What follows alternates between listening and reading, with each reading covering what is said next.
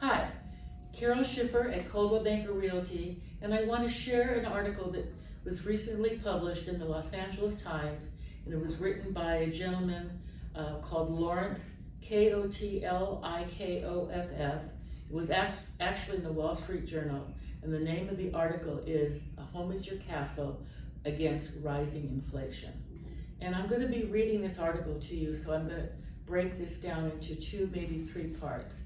But every word, every thought is a gem, and I didn't want to edit anything out that I thought might be important for you to understand.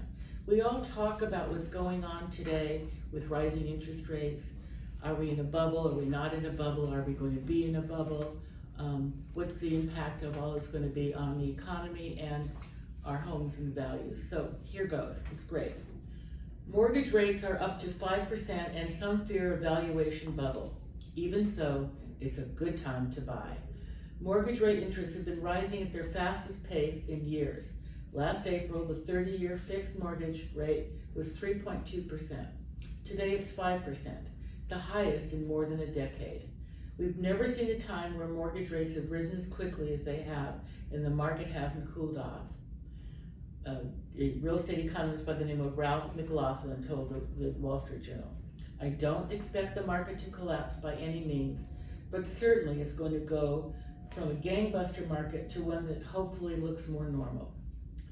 But if you're holding back from buying a house because of the rise in interest rates, consider that inflation is up even more.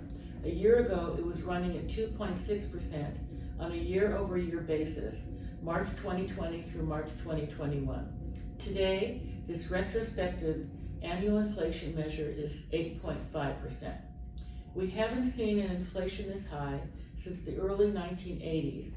If inflation continues at this rate, you're better off borrowing money today at 5% and paying it back a year from now with dollars that have depreciated by 8.5%. But the story is more complicated. Retrospective inflation isn't the same as prospective inflation. Prices rose by 1.2% last month alone. That's an annualized inflation rate of 15.4%. In that case, the current 5% mortgage rate is even more of a bargain in the short term.